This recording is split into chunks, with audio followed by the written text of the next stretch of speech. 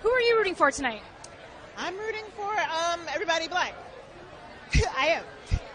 What's good, mind speakers? Welcome to another episode of THiNK, where I talk about whatever comes to my mind because that's just how my fucking brain works. Ready, let's go. By now, everyone knows that Kevin Hart fucked up. A few weeks ago or a few months ago or some shit, I remember people talking about Kevin Hart was cheating on his wife, and they were kind of like, no, I'm not. Kev's a family man, you know. They were giving us the perfect family spiel that they were giving us for a while, yada yada. Cutting to this weekend, Kevin Hart comes out and puts out a video of him apologizing for what we were basically about to see, which is him cheating on his new pregnant wife, Eniko. So I just have a couple points about that. The point everyone's making is we all know Kevin Hart left his first wife and mother of 2 of his children for this lady who everyone is saying that he was having sex with while he was married. Everyone's saying, oh, Eniko, you got what you deserved. How you get him is how you lose him, yada yada, this, that, and the third. Whatever.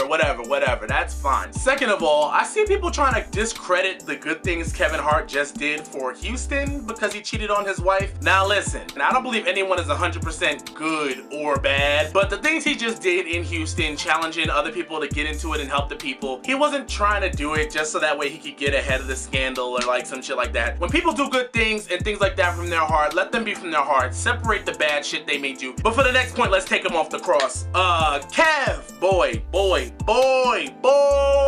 First of all, it comes out that these cheating videos of him banging 1 or 2 girls and laid up with one girl smiling like, oh, happy day. Like, he's sitting up jonesing with this girl like he just came back from a house party and he's laying on his dorm floor with shorty. Like, meanwhile, you have a whole pregnant wife. Like, ugh. It's now come out that that was his pregnant wife's birthday weekend.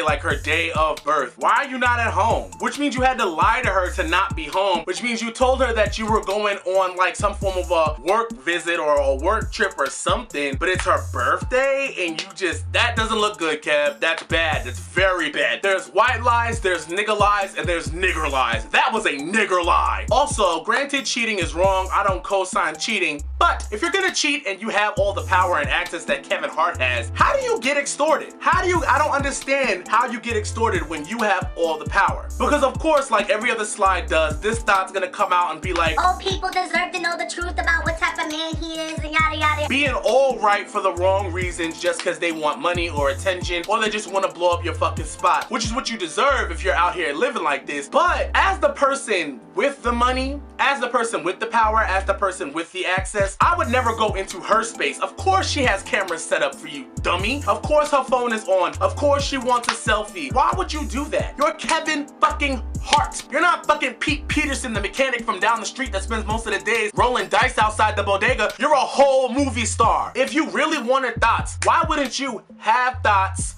move them to a location you paid for where you know it's not bugged, there's no cameras, have security take their phones and make them sign NDAs before y'all have a whole Hugh Hefner Playboy bunny party rolling around on the floor like y'all just pop Molly at a goddamn Pitbull concert or some shit. Why wouldn't you just do that? If you're gonna cheat, at least be smart and you don't get caught like that. And you have the money to be it. Like, maybe my head's in 3017. Like, let me know if I'm bugging, but I'm just thinking of how many ways Kevin should not have gotten caught. Like, what are you even doing? Like, you're not moving right. Do I think Eniko's gonna leave? Probably not. I mean, if she does know that he cheated with her, of course he'd cheat on her. I mean, I don't think she'll leave, but if she does leave, if I'm Eniko, I'm sitting here like, it don't matter because my meal ticket, my inheritance, the rest of my life, everything you're gonna pay for it. Like, what did Whitney say? It's all in me.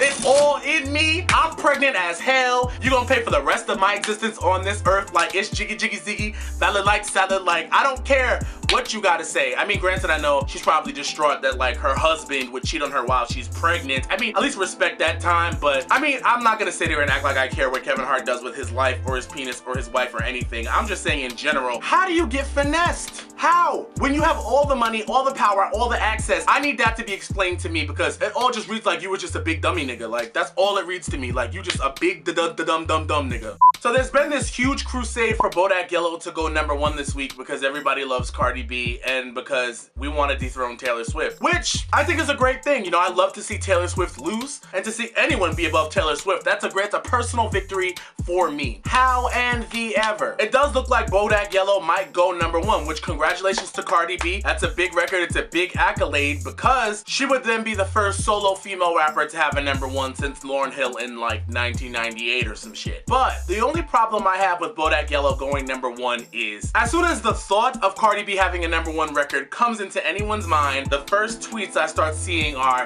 Nicki Minaj is over, Nicki Minaj is done, like fuck Nicki Minaj. Because every time somebody wants to attack Nicki Minaj, the first thing they attack is that she doesn't have a #1 record and she does not have a Grammy. Even though she's accomplished a mountain of other shit, those are the two things that people love to throw in her face whenever they hate Nicki Minaj. Cardi's accomplishments are not Nicki Minaj's failures. Leave Nicki alone, let her do her thing in her matching Gucci outfits, running around Queens with Nas, deciding to take her sweet ass time on the album that we needed 6 to 8 months ago. She's really not hurting for shit, but if you're gonna be happy for Cardi, just be happy for Cardi. I'll say it again and I'll say it 10,000 times. We all love Cardi B because she's a personality. She's a great personality. Hooray. She's ratchet. She's funny. She keeps it real. She reminds us of a girl that everybody knows, which is great. But is Cardi B a lyricist? You're smoking a pack of dicks a day if you're telling me that Cardi B is a lyricist. But being a rapper is more than just being a lyricist these days, which, I mean, hey, I'm just saying stop trying to merge their lanes. Like, it annoys me when people try to merge their lanes. We're talking about two different schools of rap here. Like, no shot.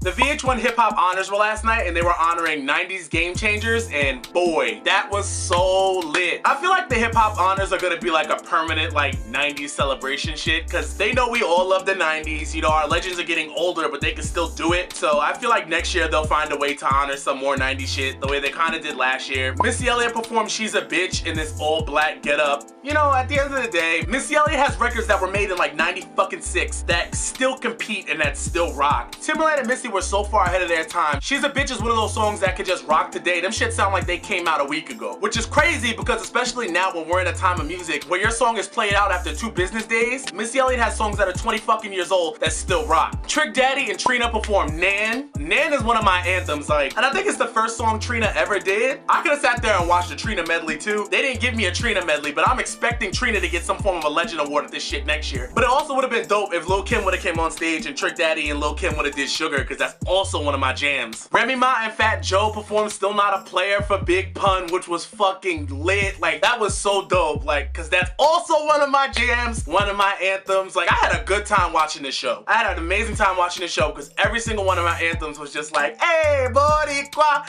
Morena. Like, I was going off. It was dope. Because Prodigy died, only Havoc could be there to perform Quiet Storm, but Fabulous came out to help and Lil' Kim was there. Of course, Lil' Kim couldn't help but do like her like weird Silver Surfer ticketing shit and that weird Hulk smash dance that makes her look like a fucking Goomba. Of course they had to bring Escape out, which I said at the BET Awards is not a good look. Stop bringing them out because I don't want to hear them sing. It's just, they can't sing no more. I keep saying it, like I've given them so many chances. Every single time I hear them, they sound a mess. And then Candy and Tiny sang No Scrubs, which I mean, they wrote it, congratulations, but I didn't want to hear them sing it. If I wanted them to hear them sing it, I would have asked them to sing it in 98 and we didn't. That's why they sold it to TLC. You know when you're a little kid and you discover that your voice changes when you sing into a fan? That's what Candy's vocals sound like. And I don't want to hear that at every single goddamn Black Award session. Stop inviting her places. I don't want, Mariah Carey stood in one spot singing Honey, which is quietly about getting nutted on, while her dancers just strategically pick her up like a fucking china cabinet or a dresser or something and place her in the next spot and she stands there and sings until they're ready to move her again. She's stationary as shit. She can barely walk on her own, but I thought the performance was dope. All in all, I thought the award ceremony was dope. I just felt like they needed a better crowd. Like, I'm just saying in general, I expected more from the crowd because that was a dope show that I wish I could have been at. So if you didn't watch it, I mean, I don't know, on demand.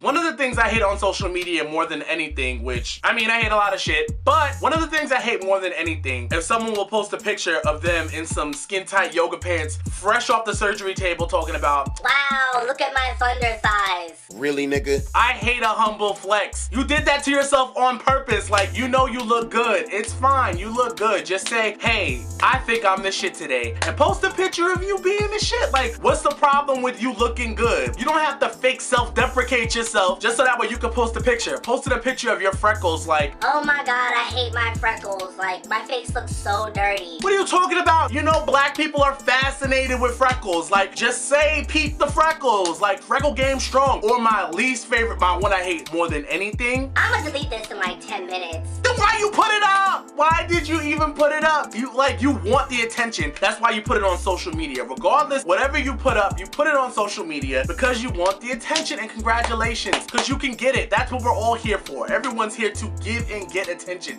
That's what social media is for anyway. It's a catalyst for you to give and get attention, but you acting like that's not the case. I hate a humble flex more than anything. Just post your pictures and get your likes. That's what you're here for anyway. Like, and you never delete the photo when you say might delete this soon. No, you just don't think it's gonna get mad likes. If it gets mad likes, it never gets deleted, so stop playing yourself. Congratulations, congratulations, congratulations. All of you that hate rap music, you finally won. That hate hip-hop culture, that hate black culture. You know, what just happened to me is like the Donald Trump being elected of music, of hip-hop. Like, it's just the equivalent of that, because the Cash Me Outside girl just got signed to a multi-million-dollar record deal by Atlantic. You know, when Atlantic signed Cardi B, I knew why they were doing it. I knew they were doing it because, you know, they have won a competition for Nicki Minaj for years, and I knew that they were onto some shit, but why? You just signed the Cash Me Outside girl, Atlantic. Like, I know money and cash is king, but do you respect